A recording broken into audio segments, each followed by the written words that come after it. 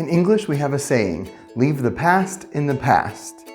It means that what has happened can just be forgotten. We don't need to think about it anymore. Well, that is not easy, and it's probably not a very good idea either. Also, in English, it doesn't work. We have a lot of ways to talk about the past in English. Today, we're going to talk through the differences between using the simple past and the past continuous, or sometimes called the past progressive. And it doesn't matter if you are a beginner in English or much more advanced in English, stick around to the end. I've got a few more advanced tips for using the past continuous. Hi, I'm Phil. Thanks for joining me today as I share a few English tips with you as I share with my own students here at Mayak in the Czech Republic. So let's get to it. Both of these tenses, the simple past and the past continuous, are useful, but we have to know when to use them correctly. I know quite a few students who have been studying English for a long time, and we can have great conversations in English, but there are still mistakes in using the past tenses. So simple past is simple. It's talking about something that had happened or existed in the past. So for simple past, we use the simple past form of the verb. I can ask, where did you go yesterday? We went to the park. When did you last eat at a restaurant? We ate at a restaurant last month. What time did you go to bed last night? I went to bed at 10 p.m. Simple, right? Now, since we have that beautiful simple tense, why do we need anything else? Well, there are a lot of reasons that we need something else. And one of those something else's is the past continuous or past progressive tense. Generally, we use the past continuous tense when we want to talk about or emphasize the process or the duration of time that happened.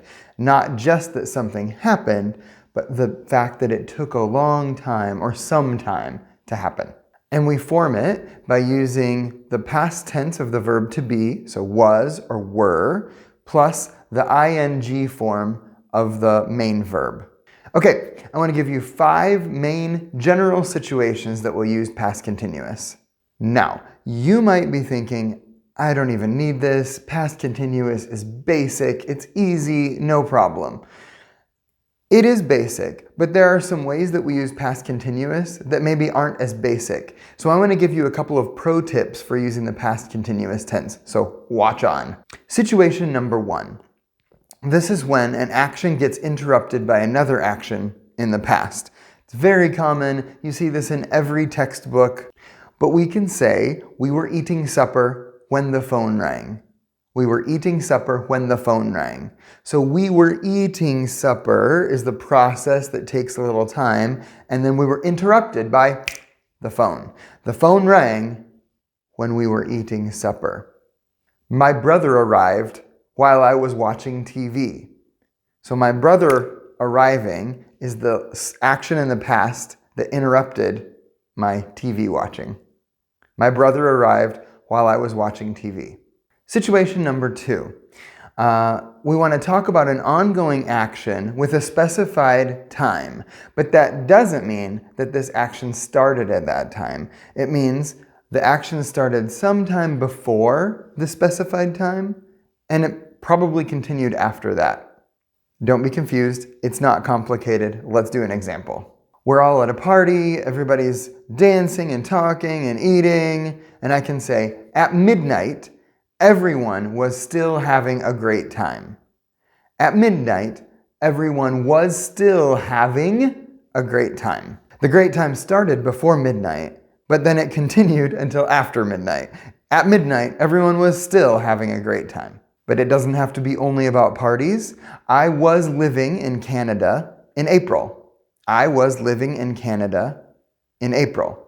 So that means in April, I was living in Canada, but I had started living there before that, and I was living there sometime after April as well. But in April, I was living in Canada. Situation number 3.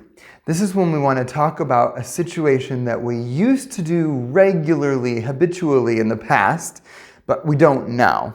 When we use past continuous in this situation, we often use a word like always, constantly, continually, perpetually. When I was a child, I was always making a mess. When I was a child, I was always making a mess. That means I didn't make a mess only one time, but I was like every day just making a mess with my food, in my room, everywhere. I was making a mess. My sister was constantly trying to impress boys at school. My sister was constantly trying to impress boys at school. Situation number 4. This is simply emphasizing the fact that it took a long period of time, a process to complete the action. This type of situation is fun because you actually could use simple past, or you could choose to use past continuous. You get a really good choice here depending on how you want to emphasize your sentence.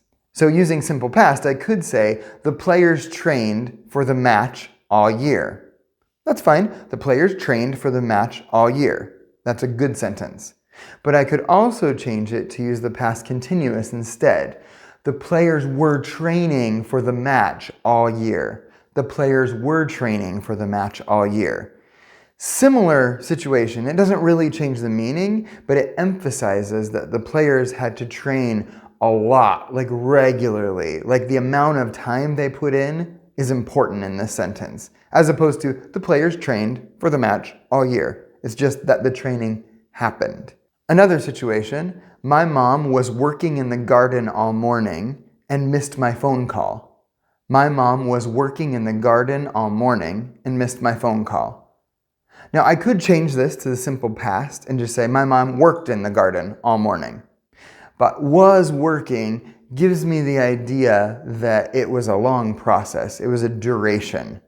The 5th situation is a fun one because in this situation we want to set the background for a story. This could be a written story. I read things like this all the time in great literature, but it also could just be you telling a story.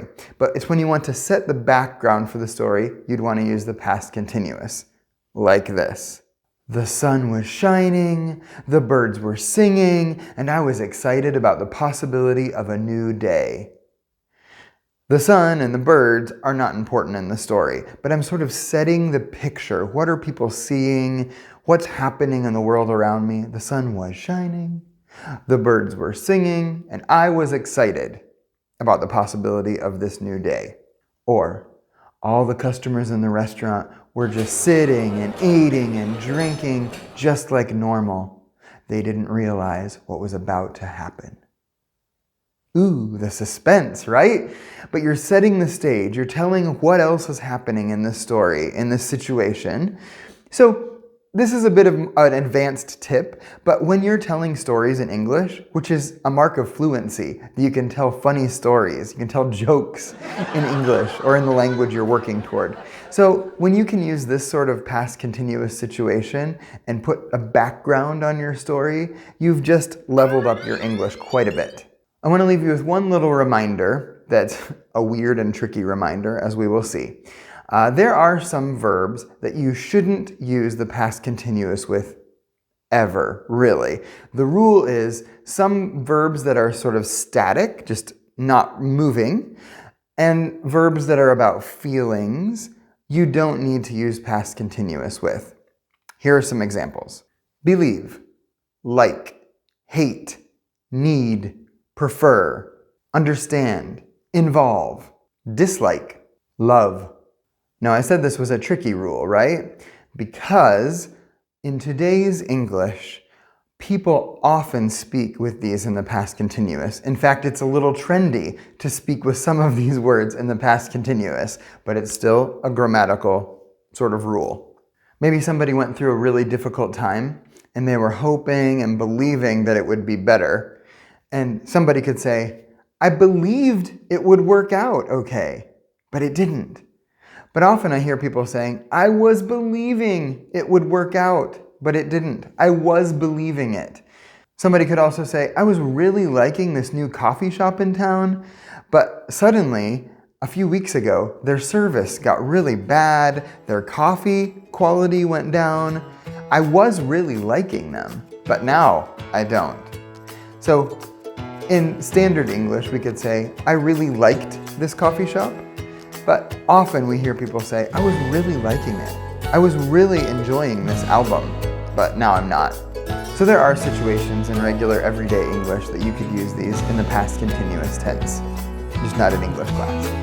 I hope this has been more than just a little review for you. I hope it's given you a few new tools and tips, maybe helped you level your English up just a bit. And I look forward to seeing you again next time. Thanks a lot.